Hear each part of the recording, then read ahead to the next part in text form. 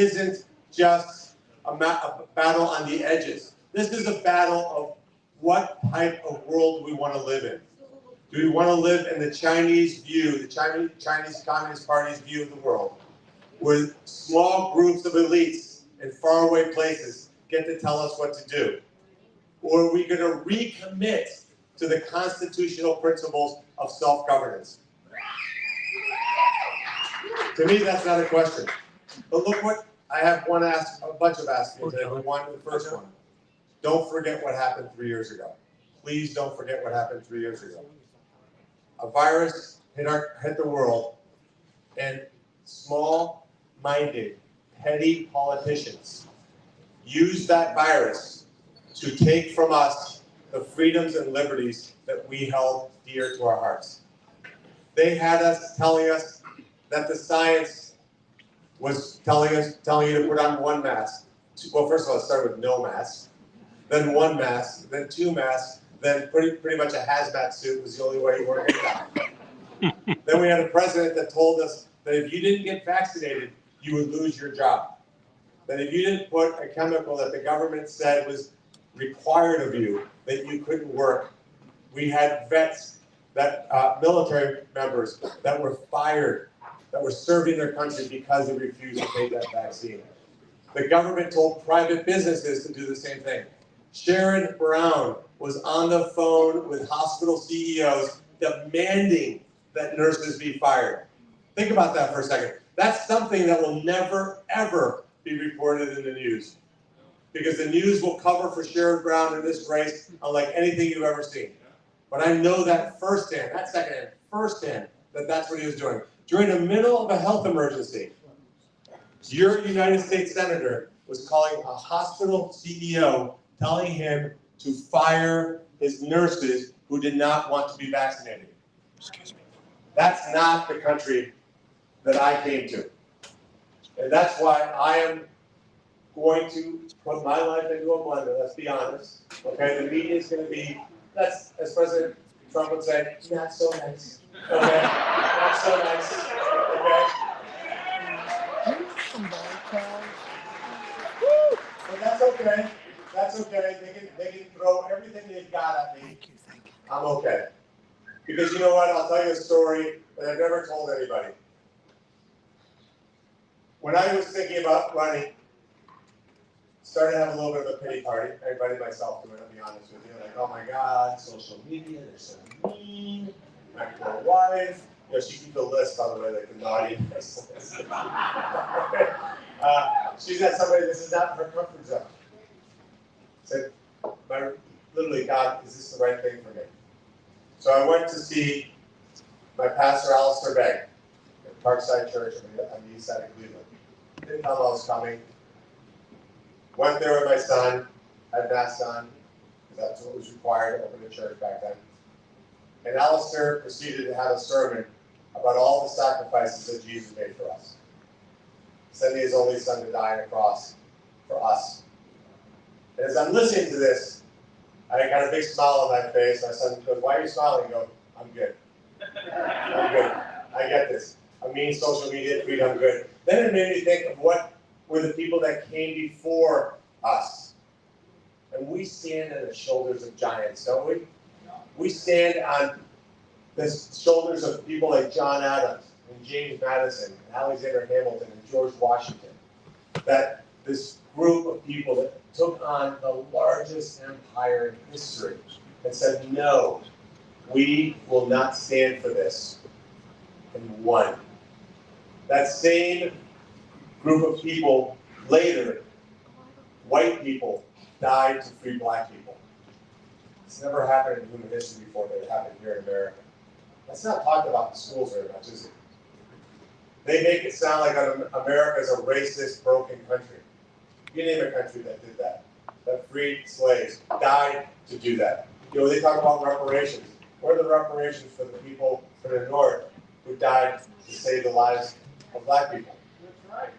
And I know it's not politically correct to say that, but you know what? We got to stop being politically correct. We got to call it like it is. This same country then gave rights to women. wasn't England, it wasn't Germany. By the way, it certainly wasn't China. Okay? It was America. We then went to war, not once but twice, to save the world. Literally, to save the world. We have people that are just still alive with us today that stormed those beaches. Imagine the courage that it would take to know that when that door of that boat opened and you stormed that beach, odds are you were going to die, but you were doing it to fight tyranny. Those are Americans. That's our American story. We then fought for civil rights and won. So when you see your liberal friends, don't be angry. Don't be angry. Just feel sorry for them because they're insanely uninformed. This country has a deep, rich history of greatness.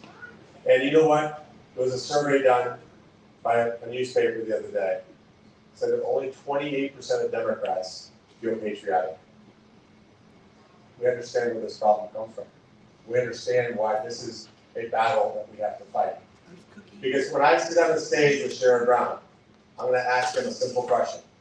I'm going to say, Sharon, look at the camera and say this is the greatest country on earth. He won't do it. Because he knows if he says that, he'll lose votes. Think about how crazy that is. Isn't that the one thing we should all agree on? This is the greatest country on earth? Right? Then are you privileged? Because you live in America, not because of the pain on your skin, by the way. We also need to stand up and call out what is crazy. We're the party of normal. There are two sexes, that's 70. You don't wake up on Monday as a man, and wake up Tuesday as a woman. Something else Joe Brown won't say. By the way, today, Joe Biden's new cabinet secretary was before Congress and refused to define what a woman is. I'll make it easy. It's an adult female. Okay, that's what a woman is. Our children are being attacked from all corners. If they can't kill them in the womb, they want to cut off their genitals while they're children. We have to fight for our children, for our future. We have to put them in schools that don't indoctrinate them, teach them there's something wrong with them inherently. We've got to be teaching them about science and math, critical thinking, our history. I think one of the biggest mistakes we made in our country is we stopped doing what you did here this evening. Pledge of Allegiance at schools to remind everybody you live in the greatest country on earth, and you need to understand that. And secondly, to pray to your God, whoever that God is, but know there's something bigger than you. This isn't the end, but we took that out. We need to put that back in. Yeah, that's right. And then we have a federal government that weaponizes its executive branch against us. Bridget and I were in Toledo at a charter school that serves 98% of the kids that they serve are black. 98%. These kids, this is their last hope for great education. And this school's on the fighting edge of that. They're at the tip of the spear. The principal is telling me that because they won't teach these kids this crazy left-wing indoctrination, they won't teach division, exclusion, and indoctrination. By the way, that's what DEI stands for. They won't teach that. So you know what they do? Our federal government, how many of you know what today is? This is National Republicans Day? Right, it's tax day? Okay? Imagine you took your money that you just wrote a check for. And we have a federal government that school in Toledo is taking away those kids' lunches because they won't teach them that they're victims. Unforgivable. Think about that for a second. Just process that for a second. What level of evil do you have to hold a hungry black child's lunch because the school refuses to indoctrinate them? That's a shame. Pure evil. Pure evil. What we have to do, and what you have my commitment to do, is we have to end the Federal Department of Education.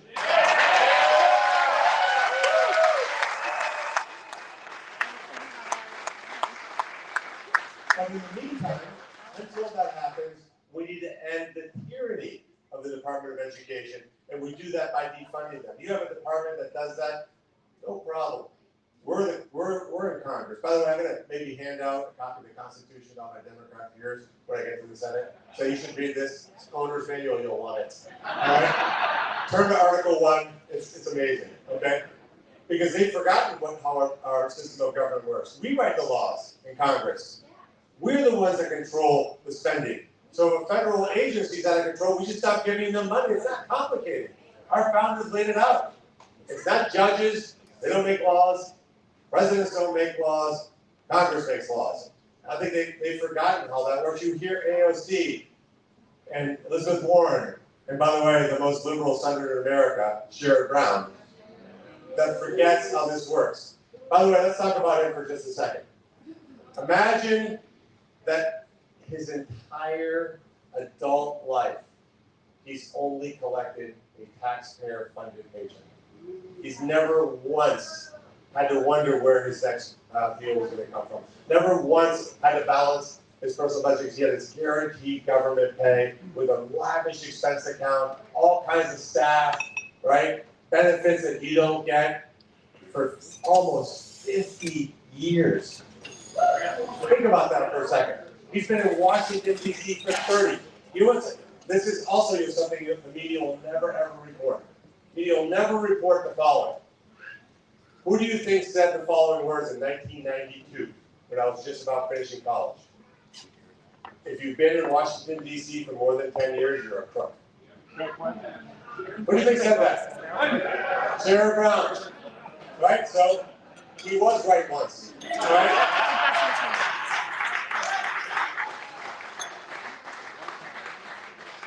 Let's talk about inflation for a second. I was talking to a food CEO, I don't want to name the company, food CEO, talks about white bread sales are skyrocketing, hamburger bun sales are dropping. People in Ohio, Americans, the wealthiest country on earth, are going to grocery stores and deciding whether to make hamburgers with white bread or the hamburger bun. And realizing they can't afford the hamburger bun. Wealthiest country on earth, the same country that's giving hundreds of billions of dollars to foreign countries, is having Americans make those economic decisions. Let's be honest, who does inflation hurt the most? Not the poor, middle class. The middle class. Boom. The poor, we have a government that wants to keep poor people poor and add to their ranks, and they can control. They'll give them just enough to get by, but never enough to get out of poverty. And inflation and no inflation, those people are taken care of. The very wealthy are profiting from inflation. Listen to what I just said to you. Are profiting from inflation. Their asset values are growing. Their bank accounts are swelling. But it's the middle class that is absolutely getting devastated. Getting devastated and insulted at the same time. You have white privilege. There's something wrong with you. You're racist. And then you're getting crushed.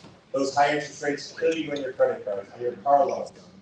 But that's who's suffering. My pledge to you is very simple. I'm going to Washington, D.C. to fight for the forgotten man and woman of America, to fight for the middle class, so that we have a growing and thriving and upwardly mobile middle class.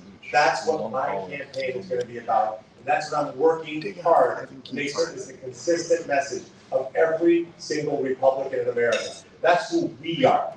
The Democrats are the party of the wealthy and the well-connected. Bridget talked about electric cars. I think electric cars are cool.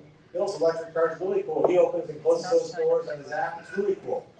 It's also a really expensive car. The average electric car is $65,000. $65,000. And yet we're sitting here in 2023 and Sherrod Brown thinks it's not enough. We need more electric cars because that's going to solve climate change. Explain that one to me, by the way. How does that solve climate change? Do these batteries come from bird droppings? Okay, I don't think so. They come from lithium, which is a horrific burning process. In fact, banned in most of South America. By the way, punchline, controlled by China. 80% of the world's lithium is controlled by China. Isn't that by mistake? So there was a study that was just done that said that if the government did nothing, stayed out of our way, which by the way, that's what they should do, let the markets work, 17% of all cars in America by 2030 would be electric. So 17%, with the government doing nothing, consumers would buy electric cars. 17%. Last week, Biden said by 2032, all about the same time, he wants it to be 60. No, not wants it. Sorry, I'm talking like a rational human. Demands that number be 67%. Also, I was not. What is the cost to I'm just move gonna leave it consumer like behavior this. from Switch it to 17% Spotify to and 67? then Tens of that line trillions just of stressed me your out. My dollars brain went. will be used to force consumers to buy electric cars. And for those who can't buy electric cars, great. Public transportation, and we get to control where you go and how you go. That's their objective. It's not about climate change, it's about controlling you. Don't be confused about that. It doesn't matter. You pay half of it, it's 600 a month. So the only way you can the other half plus that photo. The reality is what we should be doing is unleashing American energy. Ohio at one point was the largest producer of energy in the country. Not Texas, Ohio. Remember that guy from Cleveland in Rockefeller? Right? We were the bedrock of American energy. And that's why, versus Indiana and Illinois, we brought so much manufacturing to Ohio. Because to manufacture things, you need robust energy supplies. So what are we doing now? We're shutting down American energy. We're going to our enemies and begging them on a bended knee for energy. Think about that for a second. We're telling energy companies in America here in Ohio, hey, drill more and invest more, but only for a short period of time, because soon we're going to shut down your business. Would you make that deal? Of course not. We know how this works. We should be unleashing this. And by the way, something you also won't hear in the media. We were energy exporters under President Trump. We were energy exporters under President Trump. And when we take back control of our federal government, we'll do that again. That's what's going to drive down inflation. Inflation is not the fault of a virus. Inflation is not the fault of Putin. Inflation is the fault of the Democrats and Biden in power. They've done it on purpose.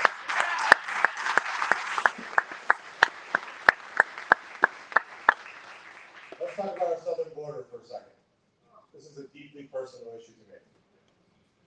What we're doing down there, the only word I can use is sick. It's sick. What's happening at our southern border. I get so enraged by this topic because we have people in political office today that are allowing our country to be invaded. 5 million people have crossed that border since Joe Biden took the oath of office. An oath that said you will swear to defend and protect the United States of America. 5 million people. We don't know who they are, where they're going, or what their intent is. 5 million, half the population of Ohio. 9/11 was 20 terrorists. 20. Think about that for a second. Who in their right mind would ever allow something like that to happen? We need to demand, it's not just Biden. I wish it was just Biden. We have elected officials of both parties that have not solved that problem. Here's my answer to that. This will be what the media focuses on in the speech because it's going to give them the most clicks. Okay? We should shut down the federal government until our elected officials seal our border. No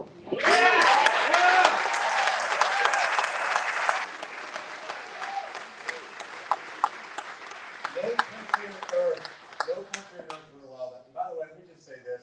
The media is also now going to get social media attacked and say, Moreno is anti-immigrant, he's anti-Hispanics, he hates South Americans. I have a couple cousins, maybe on the bubble, but obviously not, okay? It's a lazy argument. I love Hispanics. 6 of them are my siblings. I had 2 that were my parents. And because I love them, I won't allow the drug cartels to abuse them. To rape women along the journey. To take their money and ask them to cross the border that's going to kill them. When Bridget and I were on the border just a few short months ago, we saw 2 men and 2 women from Nicaragua. Both men had been stripped down naked and beaten at gunpoint. The women had been raped. They talked about children getting killed on the journey. They talked about drug cartels that charged them a river tax to cross over to America. Imagine a country that says, instead of us controlling our immigration policy, we're going to outsource our immigration policy to Mexican drug cartels. It's crazy. Again, I'm not talking about the Democrats. I get that they have power, but we're the Republicans that should be outraged every single day. But you know what? They can pass $100 billion in aid to Ukraine, but can't solve the problem at the border. Are you kidding me?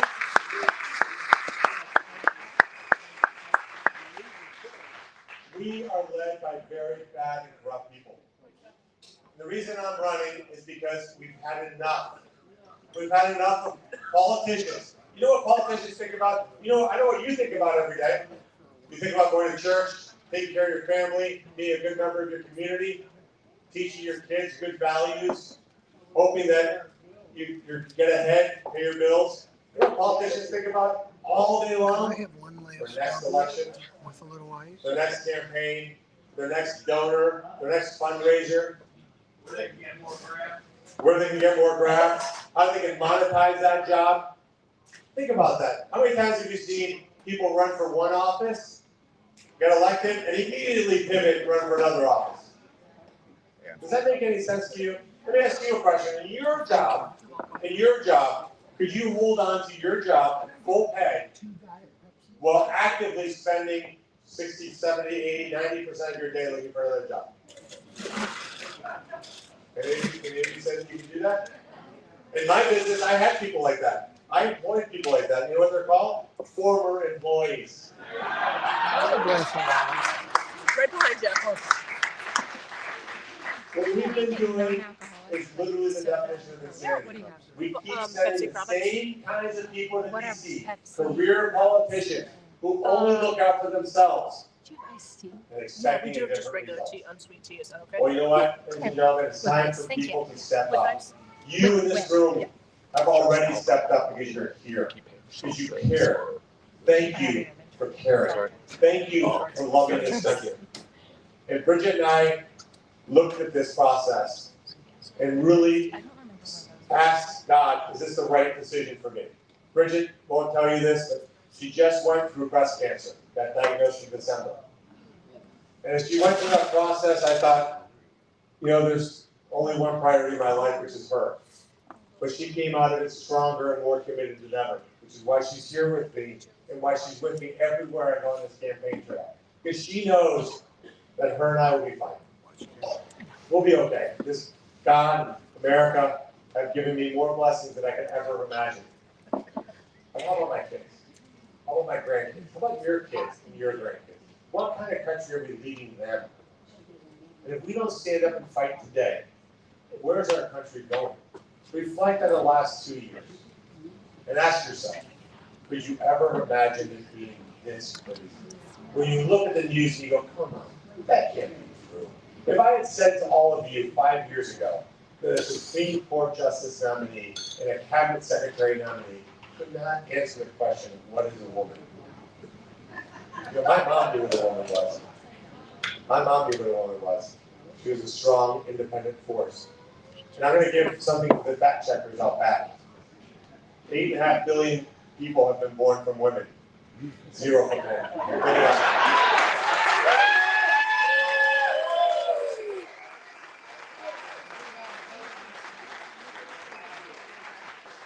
And the women in this room should be outraged by that. Should be outraged by that. They're trying to cancel you. Trying to cancel you. I'm sorry. Cutting off my genitals and putting on a wig does not make me a woman. It makes me a person with severe problems.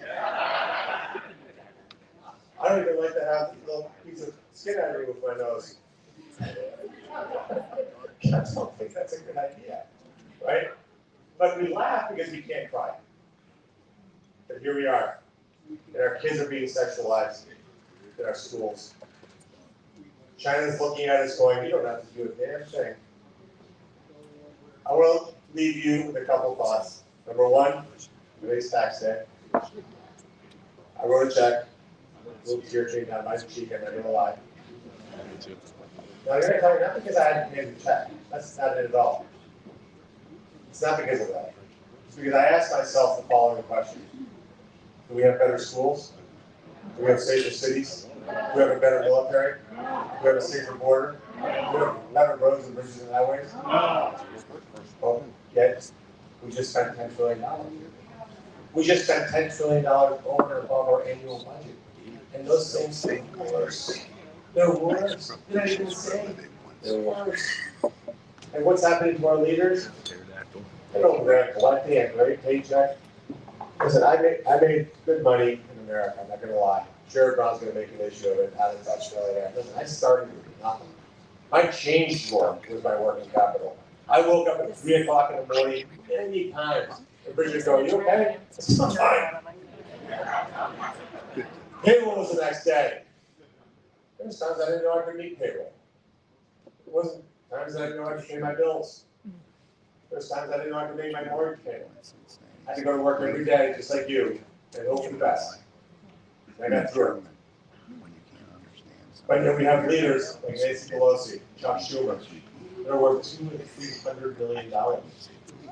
Think about this. You know, yes, it's angry, but when do we say enough? When do we take this anger and say, we've had enough? We can't live like this. Enough. So what does that mean? And this is my charge to all of you.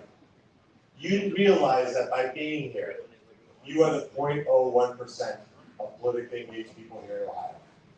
As my dad would say with a Spanish accent, you know too much. You know too much. He said to me all the time as a teenager, Bernie, you know too much. Okay? But how about the 80% of Ohioans that rely on the media to feed them daily spoonfuls of crap? That's not true. They think our southern border is secure. They're performing the greatest magic trick that Houdini would be jealous of. They're asking you not to believe your own eyes. Don't believe that you're paying $4 a gallon. Don't believe that you're paying $7, $8 for eggs. Everything's great. And you know better. So you have to notch it up a notch. You have to take it up a notch. You have to get more active, more engaged. I know to some of you that seems crazy because you're working so hard already. You're already dug in. You have to do more. We have to do more. Get involved in your local party.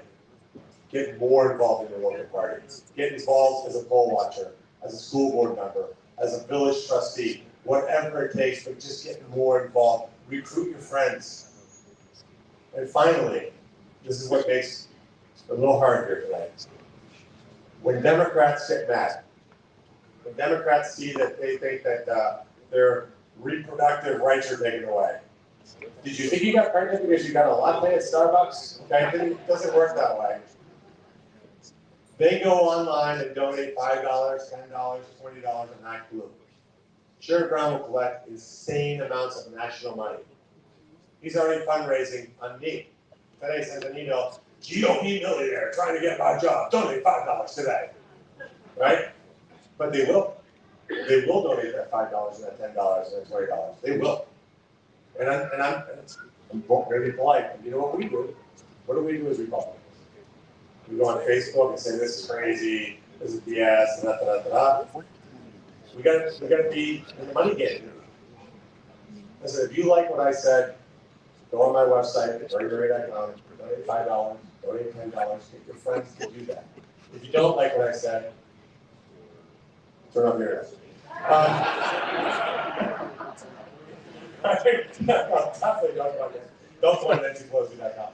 But we have to fight this. I don't think it's right. I think it's fundamentally bad for democracy, for wealthy people to take out their checkbook and buy a sentence. It's not right. I won't do that. I'm going to work hard. I'm going to travel the state. I'm going to meet people. And I'm going to have the humility and the rigor to ask people for contributions like I just did to all of you. If $5 is all you got, accept it joyfully.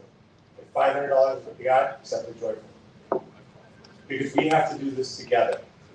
If you're sick and tired of politicians, career politicians, that are destroying our country. Join our movement. Join our movement. The other piece of this race I want to tell you is 3 quick things, and then I'm going to let you go. Number 1, you should know about me. I'm unapologetically pro-life. Yeah.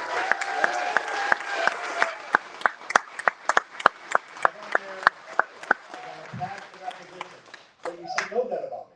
You should know that about me. It's important that you know that. Secondly, you should know that I will defend our Second Amendment rights.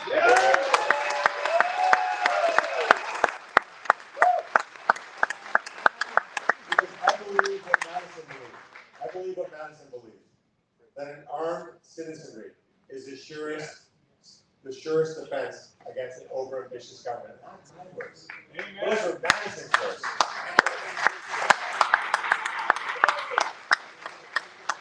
And lastly, it's important for all you to know, because you should know where people stand. You know, I may have opponents in this race that go the spectrum of they won't vote for President Trump if he's our nominee. They'd rather have Biden.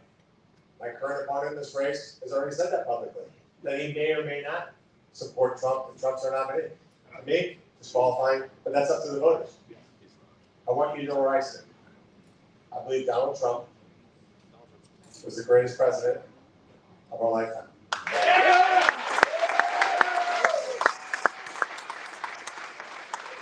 believe that he wasn't allowing the government, that he was attacked viciously and mercilessly for 4 years.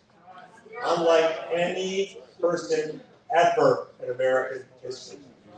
And they don't attack you. Understand this. They're not attacking him. They're attacking you. And he's the only thing standing in the way. He's the one that can solve the problem in Ukraine. Nobody else can. I think Ron DeSantis is a good guy, and a good governor of Florida. But we need Donald Trump back in the White House. And you need to know that that's why I said.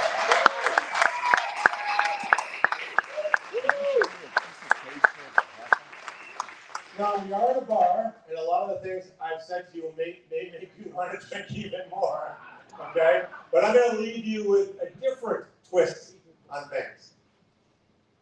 This country is going to celebrate a big milestone on July 4th of 2026, 250th anniversary of the greatest country, a country that was literally bestowed on us. I promise this to you. If we all work hard and do our part, do the things that I mentioned. Donate to candidates you like, get involved in county parties, spread the word, make sure you door knock, make sure you go out there, put yard signs in your yard, do all the things that you know you need to do. If we do those things, and I think we will, I'm a very optimistic person, I think we will. Here's what's going to happen. We're going to stand right here in July 4th of 2026, and we're going to look at each other and go, Barbara, do you remember how crazy 2022 was? Oh my gosh, it was nuts! But we got our country back. Yeah! We got our country back. America is on the rise. The middle class in this country feels some room, breathing room. We're growing, we're thriving. China's been contained. The situation in Ukraine has been resolved. America is the largest energy producer on earth. Inflation is down to 1.5%. Things are great. And we're going to turn to each other and go, Bill, man, thank God we fought. And we don't have to fire one bullet to do that. We don't have to do what 250 years ago was necessary to do an American Revolution. But this is our American Revolution. And our revolution starts with ballot boxes and with pens and with keyboard strokes and with donations and with your activity. And with that effort, we will have the most glorious, most wonderful 2026 4th of July party ever. And we're going to do it here. Thank you so much.